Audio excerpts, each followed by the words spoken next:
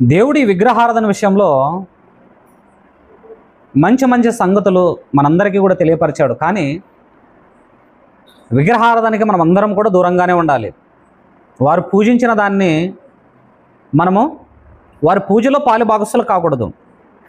కానీ తినే విషయానికి వచ్చేసరికి పౌలు గారు మంచి సమాధానం, మంచి సలహా సూచన మనకిచ్చినట్టుగా కనబడుతుంది. అయితే ఈ మధ్యకాలంలో క్రైస్తవులు అందరూ కూడా ఒకనాటి వలె లేక మంచిగా దేవుని యందు విశ్వాసం కలిగి భయముతోనూ భక్తితోనూ బ్రతుకుతున్న పరిస్థితులు ఎన్నో కనబడుతున్నాయి. ఎందరిలోనూ కనబడుతున్నాయి. ఒకనాడైతే ప్రతి ఒక్కరూ కూడా ఇంకా ఆ పాత జీవితాన్నే అలాగే కొనసాగింపు చేసేవారు. ఇప్పుడైతే అలాంటి వాళ్ళు ఎవ్వరూ కూడా లేరు. కాబట్టి అలాంటి వారి విషయంలో ఏమంటున్నాడంటే, కొలస్సీలకు రాసిన పత్రిక 3వ అధ్యాయము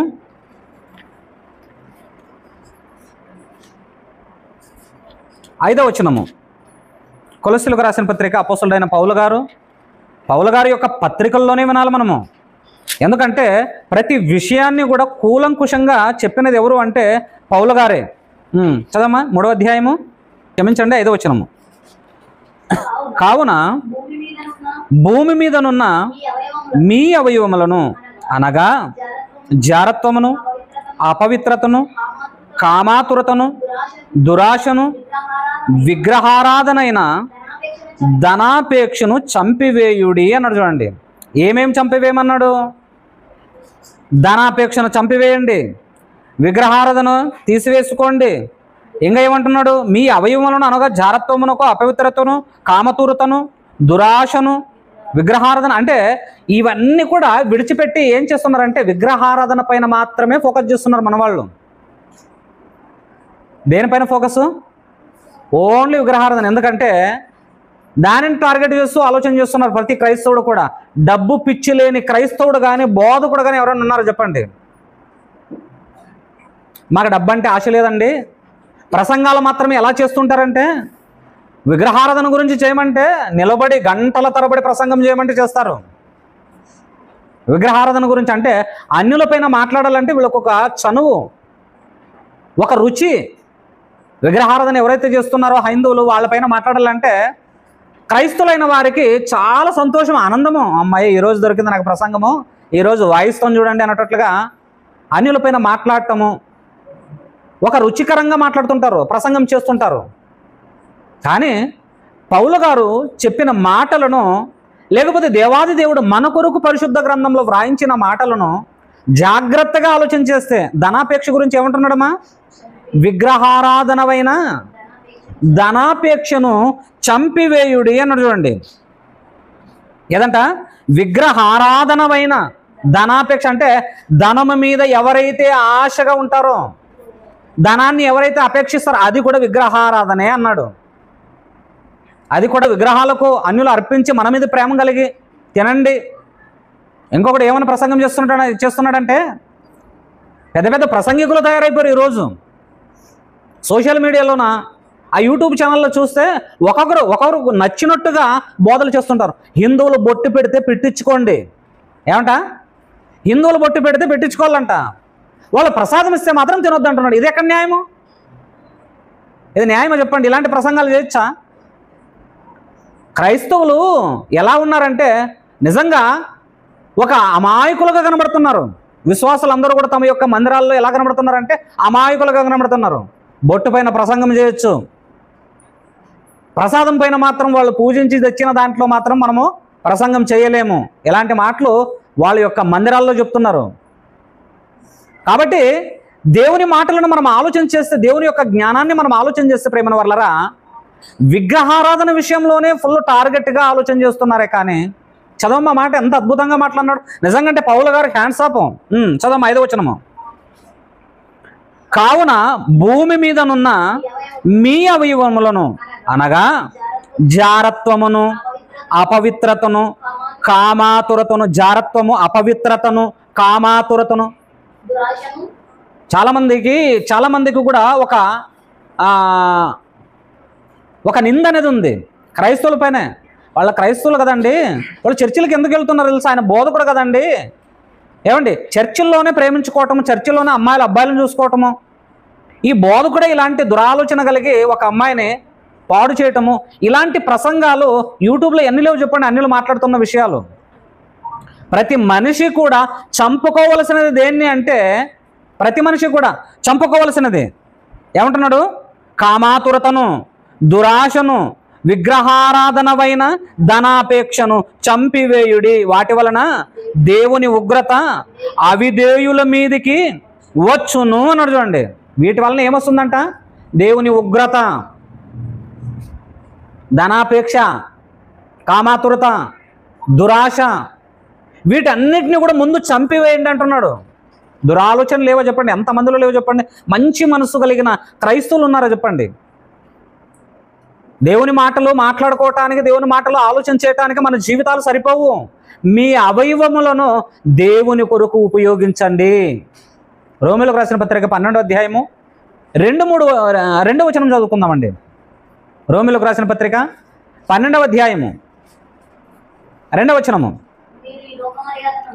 మీరు ఈ లోక మర్యాదను అనుసరింపక ఉత్తమమును అనుకూలమును సంపూర్ణమునయున్న దేవుని చిత్తమేదో పరీక్షించి తెలుసుకొనున్నట్లు మీ మనసు మారి నూతన మగుట వలన రూపాంతరం పొందడం అన్నాడు. చూడండి, మీ మనసు మారిపోవాలి. ఎందులోనా?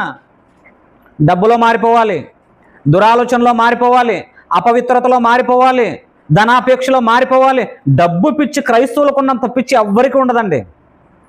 నిజం చెప్తున్నాను. బోధకుల నుంచి మొదలుకొని విశ్వాసకుల వరకు డబ్బు పిచ్చి, ఎంత పిచ్చి అంటే అంత పిచ్చి ఉంటుంది. కాబట్టి దేవునికి వీళ్ళు అర్పించే, లేకపోతే కానుకలు సేకరణ జరిగేటప్పుడు వీళ్ళు వేసేది ఎలాంటి కాగితాలు వేస్తారు తెలుసా? బయట పనికిరాని కాగితాలు లోపట దేవునికి కానుకలుగా వేస్తున్నారు. జోబిలోనేమో 100 కాగితాలు ఉన్నప్పటికీ కూడా చిల్లరే వెతకలాడుతుంటారు. ధనాపేక్ష ఎంత ప్రమాదం అని దేవుడు చెప్పినప్పటికీ కూడా ఈ క్రైస్తవులు మారుతున్నారా చెప్పండి? దురాలోచన ఉండకూడదని దేవుడు చెప్పినప్పటికీ కూడా ఈ క్రైస్తవంలో మార్పు వచ్చిందో చెప్పండి? ఎవరైనా పూజ చేసి పాపం ఏదో మన మీద ప్రేమ కలిగి తినండి. ఇది మన ఇంటికి కూడా హైందువులు వచ్చి ఎంత మంచిగా, రాజుగారు మీ ఈరోజు పండగ కదా, మేము అసలు ఏ పండగ కూడా చేయను నేను, కానీ హైందువులు ఏమంటారంటే, నాకు ఫ్రెండ్స్గా ఉండే హైందవ సహోదరులు వచ్చి పండగ కదా మాకేమిస్తున్నారు, మీరు ఏం పెడతారు పండగ రోజున? మా ఇంటికి వచ్చి మంచిగా భోంచేసి వెళ్ళిపోయిన హైందువులు కూడా ఉన్నారు. వాళ్ళ ఇంట్లో పండగ జరిగినప్పటికీ కూడా మీరు ముందు మా కుటుంబం కొరకు ప్రార్థించండి, మా ఇంటికి అడుగుపెట్టి మేము పెట్టింది తిని వెళ్ళండి అంటారు. వాళ్ళు కూడా ప్రేమ కలిగి ఉండటం వలన ప్రతిదీ కూడా దూరం అయిపోతుంది. ఏం జరిగినప్పటికీ కూడా చాలామంది హిందువులు ప్రార్థించండి మా కొరకు అంటారు. అంతెందుకండి, మొన్న కర్నూలు హాస్పిటల్కి వెళ్ళిపోయాను నేను. ఒక మన సహోదరమణికి ఆరోగ్యం బాగోలేకపోతే కర్నూలుకి హాస్పిటల్కి వెళ్ళాను. ఆమెను చూసి పలకరించి ప్రార్థన చేసి రావాలని. ఆమెకు ప్రార్థన చేయించుండగా ఒక ముస్లిం సహోదరి చూసి మేము తిరిగి ఆమెకు ప్రార్థించి తిరిగి రిటర్న్ వస్తుండగా ఆమె ఏమంటుందంటే, అయ్యా మా కుమార్తెకు కూడా తల సరిగా లేదు, మెంటల్గా బిహేవియర్ చేస్తుంది, దయచేసి మా కూతురు గురించి ప్రార్థించండి అని చెప్పి వాళ్ళ ఫ్యామిలీ అంతా కూడా నిలబడి నా చేత ప్రార్థన చేయించుకున్నారు. ఇలాంటి సందర్భంలో అంటే మనం అందరం కూడా ఒక సెక్యులర్ దేశంలో ఉన్నామే, ఒకరినొకరు గౌరవించుకుంటూ నీ దేవుని విషయంలో గొప్పగా చెప్పు, నీ దేవుని విషయంలో మంచిగా నీవు భక్తి జీవితాన్ని కొనసాగించు. ఎదుటి వాళ్ళని కించపరిచే ఆలోచన, వారి మనసును పాడు చేసే ఆలోచన ఉండకూడదు. మొదటి వచనం చదవమా, రోమీయులకు రాసిన పత్రిక 12వ అధ్యాయము 1వ వచనము. కాబట్టి సహోదరులారా, పరిశుద్ధమును దేవునికి అనుకూలమునైన సజీవయాగముగా మీ శరీరములను ఆయనకు సమర్పించుకొనుడని దేవుని వాత్సల్యమును బట్టి మిమ్మును బతిమలాడుకొనుచున్నాను అన్నాడు. చూడండి, ఇలాంటి సేవ మీకు యుక్తమైనది. మీ శరీరములను సజీవయాగముగా, వాక్యం వినరండి అమ్మా, వాక్యం వినండి అయ్యా, వాక్యం వినండి అంటే ఏమంటారంటే, ఎక్కడయ్యా అలసిపోయాము, సమయం లేదు, మనకు సమయం లేదని మనము లబోదిబోగొట్టుకొని దేవుణ్ణి స్తుతిస్తున్నాము, ఆరాధిస్తున్నాము. దేవుడు ఇంకా ఏం సంగతులు రాయించాడని మనం ఆలోచన చేసుకొని చుండగా మనము పేరు పెట్టి పిలిచి అమ్మా ఆరాధనకు రండి, అయ్యా దేవుని నమ్మండి అంటే చూద్దాం చూద్దాం పోయే కాలం వస్తే. అందుకే పరిశుద్ధమును దేవునికి అనుకూలమునైన సజీవ యాగముగా మీ శరీరములను ఆయనకు సమర్పించుకోండి అని చెప్తున్నాడు పౌలు గారు. దేవుని వాళ్ళారా, మనమందరము కూడా క్రైస్తవులు నిజంగా విగ్రహారాధన చేసేవారం అయితే కాదు. అలా అని చెప్పి విగ్రహాలకి అర్పించినది ఎక్కడైతే పెడుతున్నారో అక్కడ కాచుకొని కూర్చొని తినొచ్చే రకమైతే మంది కాదు. అవునంటారా కాదంటారా? కాబట్టి భారతదేశంలో బ్రతుకుతున్న మనము మెజారిటీ పీపుల్గా ఉండేది హిందువులే. ఎవరున్నారు? హిందువులే ఉన్నారు మెజారిటీ పీపుల్గా. కాబట్టి హిందువులు ప్రతి దుకాణం కూడా వారిదే, ప్రతి చికెన్ కొట్టు కూడా వారిదే, ప్రతి వస్త్రధారణ అమ్ముతున్నది వారే, ప్రతిదీ కూడా వారి చేతుల నుంచి మన చేతికి రావాలి.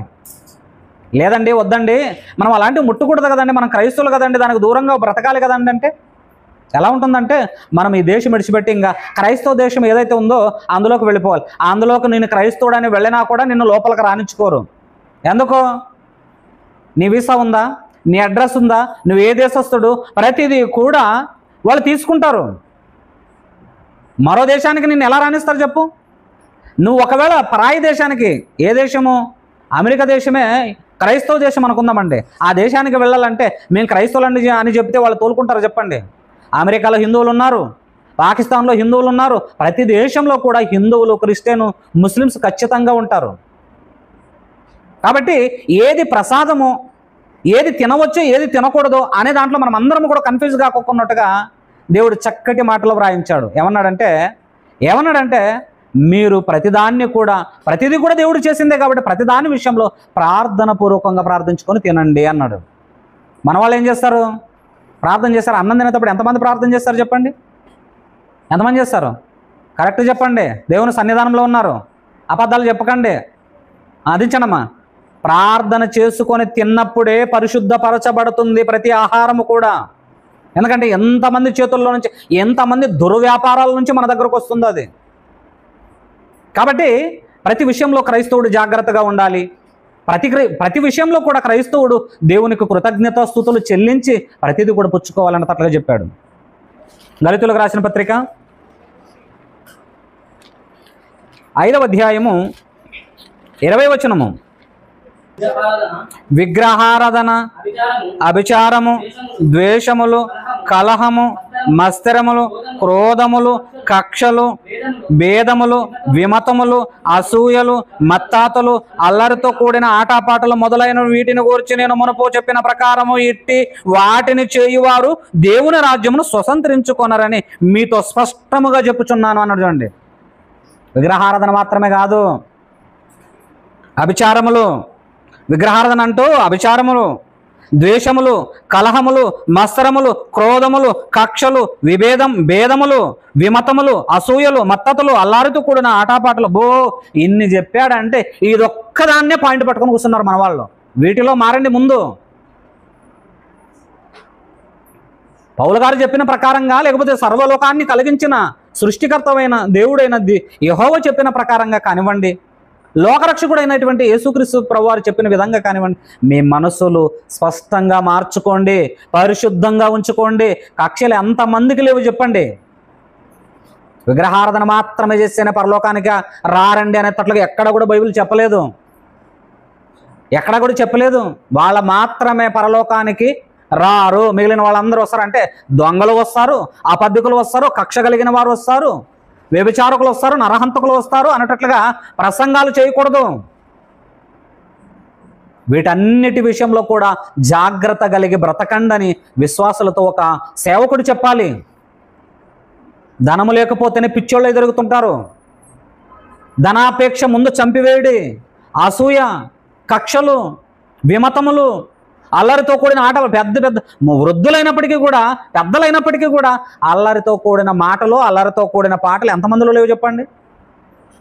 ఇలాంటి వారందరూ కూడా దేవుని రాజ్యమును స్వతంత్రించుకొననేరని స్పష్టంగా చెబుతున్నాను మీతో అన్నాడు. మాట ఎత్తితే హిందువుల పైన పడుతుంటారు, వాళ్ళ ప్రసాదాల మీద పడటమే. పౌలు గారు చెప్పిన విషయాలు మాత్రము ఆలోచన లేకున్నట్టుగా, దేవుడు వ్రాయించిన పరిశుద్ధ గ్రంథ విషయంలో మాత్రం లెక్క లేకున్నట్టుగా బ్రతుకుతారు. అరే, మీ మనసు మార్చుకోండి ముందు. మీ పైన ఉన్నటువంటి నిందలు తీసివేసుకోండి. మంచి బోధకులుగా మారండి ముందు. ధనాపేక్షను చంపివేయండి, ఒకరిపైన ఒకరి కక్షలు క్రోధములు. మరి పై మాటకు మాత్రము నువ్వంటే నాకు చాలా ప్రేమన్నా. ఏమంటుంటారు? నువ్వంటే నాకు చాలా ప్రేమన్నా. ఏది లేదు, నిన్నంటే నేను లవ్ చేస్తున్నా, కానీ వస్తావా, దమ్ముంటారా, మాట్లాడుకుందాము. ఇవే పోటీలు అంటే. మీ ద్వారా యేసుక్రీస్తు నామము మరలా అవమానపరచబడుతుంది. దానిని ఎప్పుడైనా ఆలోచించారా? పళ్ళ కొరుకుతో మాట్లాడుతుంటారండి. ఏంటండి ఈ ప్రసంగాలు? నిజంగా ఒక విచిత్రం అయిపోయింది మన వాళ్ళకి. బోధకులందరికీ కూడా ఎలా మారిపోయిందంటే ప్రసంగించటము, కాలు దువ్వి మాట్లాడటము. ఒకప్పుడు జయశాలి గారు బైబిల్ తప్పన్నవాడు ఎవడైనా ఉంటే రండి అన్నాడు. మొట్టమొదటిగా ఛాలెంజ్ చేసి సవాలు విసిరిన మనగాడు ఎవరు అంటే జయశాలి పీడి సుందరరావు గారు మాత్రమే మొట్టమొదటిగా. అంటే ఈ తరంలోన. అంతకంటే మునుపుగా అపోస్తుల్లో దండిగా ఉన్నారు. యేసుక్రీస్తు ప్రభువారే మంచి ఛాలెంజరు. కాబట్టి దీని వల్లరా మనం ఎలా ఉండాలి? తప్పులు ఉన్నాయా? నేను చెప్తున్నది తప్ప, మాట్లాడుకుందాం రండి, కూర్చుందామండి, సమాధాన పడదామండి. అది లేకున్నట్టుగా ఏదో నువ్వు చెప్పిన ప్రసంగం ఇది తప్పు, ఇది తప్పు. మీరు చెబుతున్న ప్రతి ప్రసంగం కూడా మనల్ని మనమే ఆలోచన చేసుకుంటే ఎన్నో తప్పులు కనబడతాయి. నేను పట్టుకోయింది ఇప్పుడు నేను చెబుతున్నది నాకు వాస్తవం కావచ్చు, నీకు మాత్రమే అవాస్తవము, నీ దృష్టికి మాత్రం తప్పేది. అలాంటప్పుడు కూర్చొని మాట్లాడుకుంటే బాగుంటుంది. కానీ ఈరోజు క్రైస్తవ్యాన్ని భంగపరుస్తున్న బోధకులు ఎంతోమంది ఉన్నారండి ప్రేమన వాళ్ళారా. అలాంటి వారి యొక్క మాటలు వినకండి.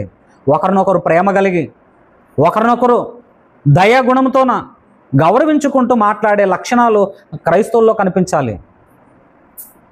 కాబట్టి మంచి అద్భుతమైన మాటలు చెప్పాడు చూడండి దేవుడు మన కొరకు. చదవమ్మా మాట 20వ వచనము.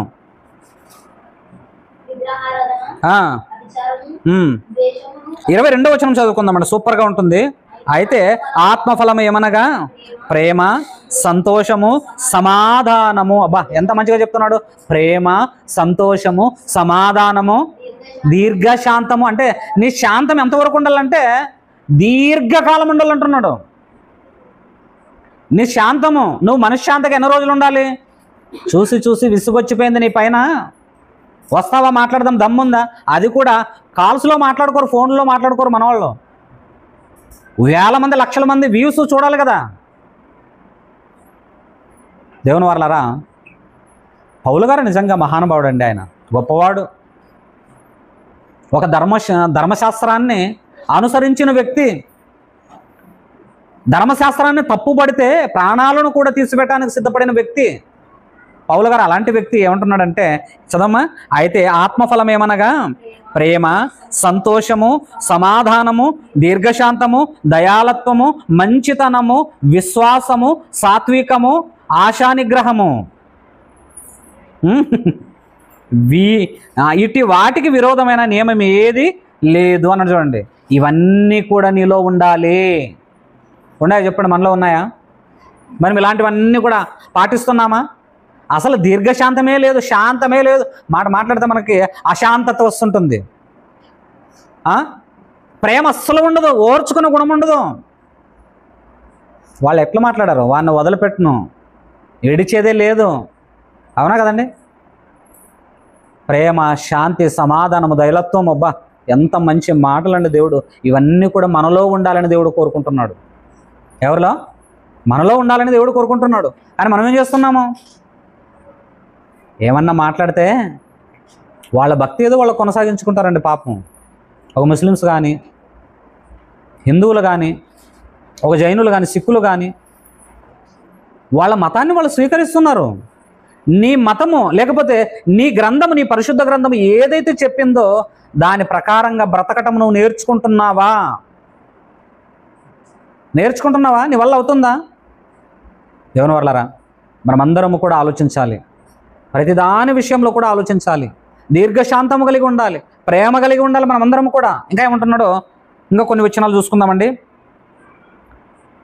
ప్రకటన గ్రంథం సంఖ్యాకాండము 25వ అధ్యాయము ఇశ్రాయేలుకి ఇచ్చిన మాట అండి.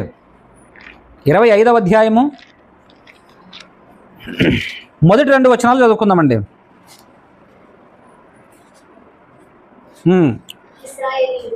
ఇశ్రాయేలీలు ఏమంటున్నాడు? ఇశ్రాయేలీలు సిత్తీములో దిగి ఉండగా ప్రజలు మోయాబు రాండ్రతో వ్యభిచారం చేసాగరే. ఆ స్త్రీలు తమ దేవతల బలులకు ప్రజలను పిలువగా వీరు భోజనము చేసి వారి దేవతలకు నమస్కరించిరి అని రాయబడింది చూడండి. వీళ్ళు ఏం చేసినారంటే ఇశ్రాయేలు అందరూ కూడా, మోయాబురాండు అందరూ కూడా పిలిస్తే వ్యభిచరిస్తూ అంటే అపరాధ కార్యక్రమాలు చేస్తూ వాళ్ళ దేవతలకు మొక్కి వాళ్ళు పెట్టిందంతా తిని వచ్చారంట. మనం ఏమన్నా అలా చేస్తున్నామో చెప్పండి? మన చేతికి ఇచ్చిన దాన్ని మనం ఏం చేస్తున్నామంటే, ప్రార్థించుకున్న తండ్రి ఈ ఆహారమును పరిశుద్ధపరచండి. ఇశ్రాయేలు కొరకు చెప్పబడిన మాట ఇది. వారి మీద పౌరుషంతో మాట్లాడుతున్న మాటలు ఇవి.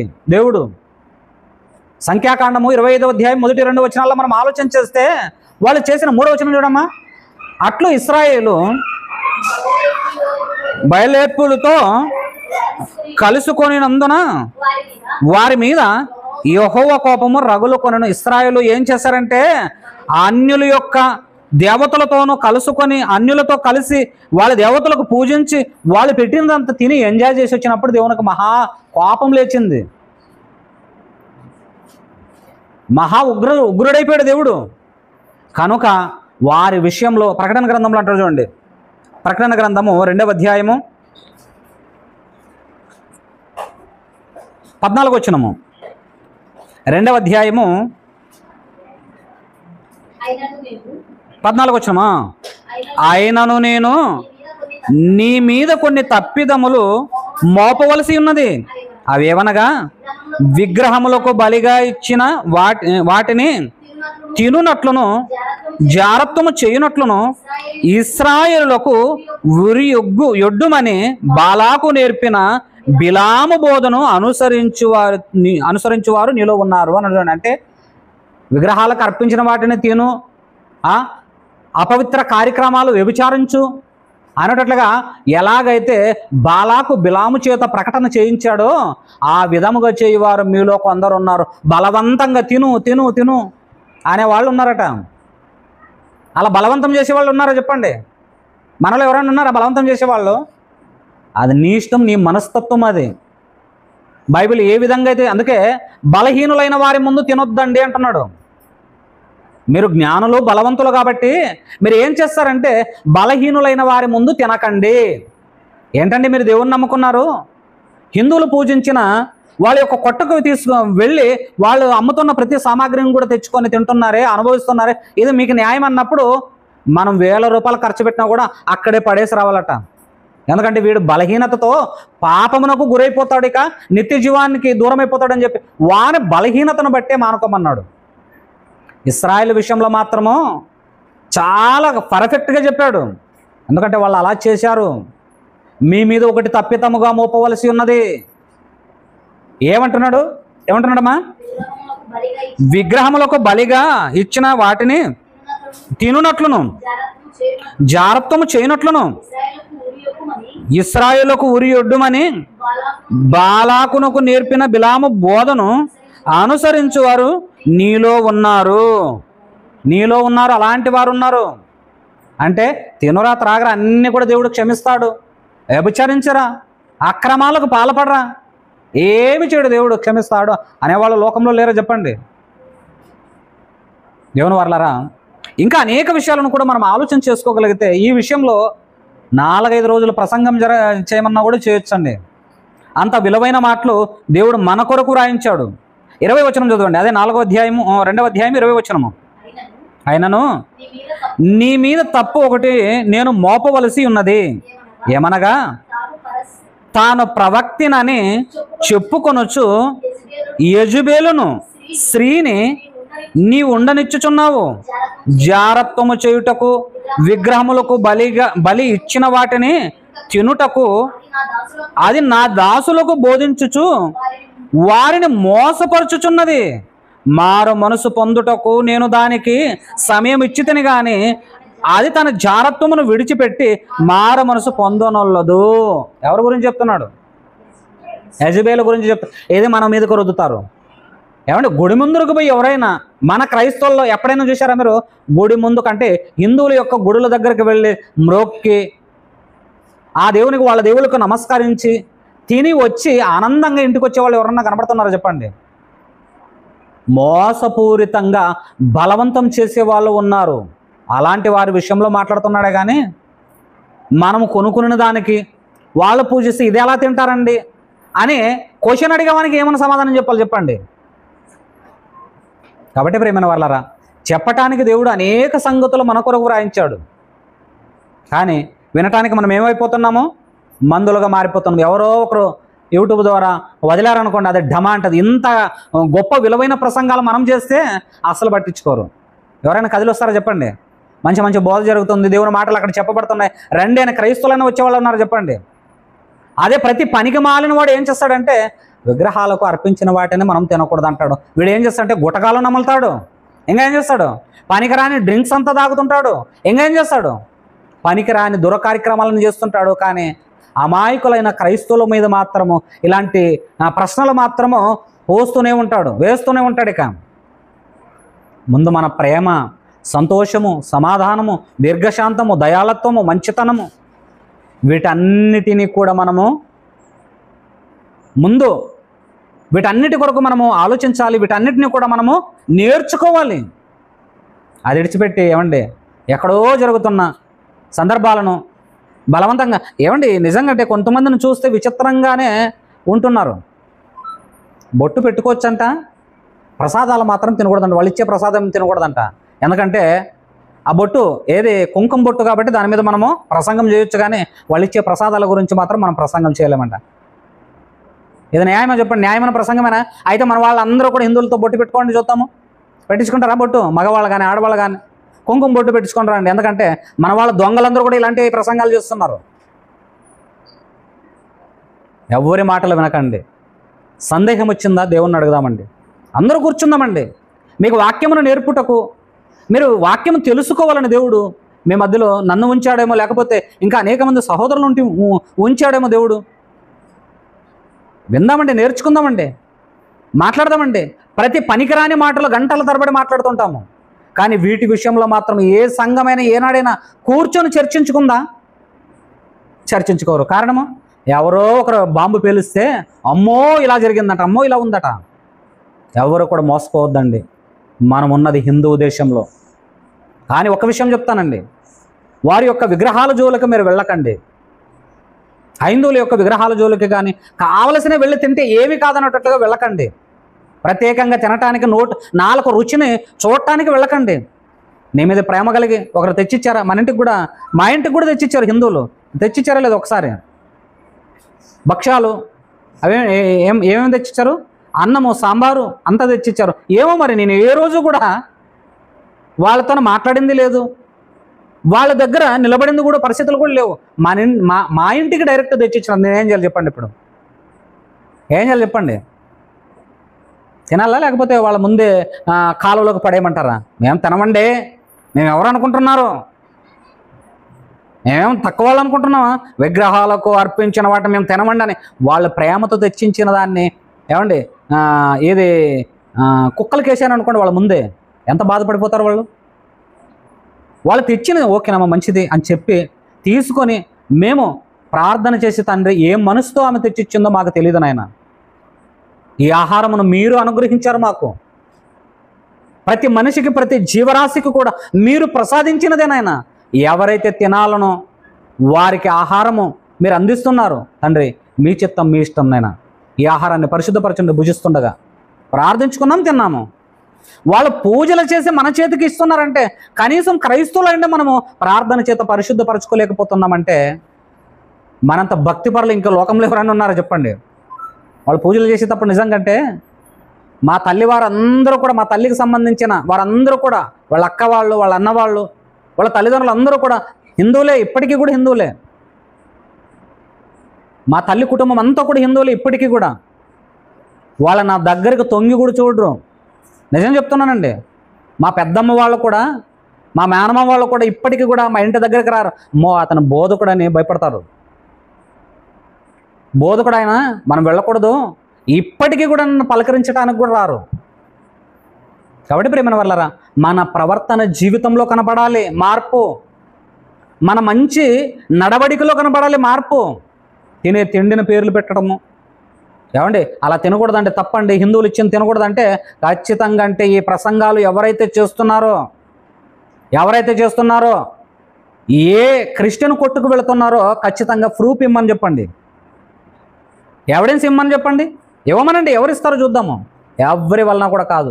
కాబట్టి ప్రియమైన వర్లారా, మన చేతికి వస్తున్నది ఒక హిందువుల చేతిలో నుంచి వస్తుంది, మన చేతిలో ముడుతున్నది ఒక ముస్లిం సహోదరుల చేతిలో నుంచి వస్తుంది, మన చేతిలోకి వస్తున్నది ప్రతిదీ కూడా లోకంలో ఉన్నటువంటి అనేక జాతుల వారి నుంచి వస్తుంది. కాబట్టి మన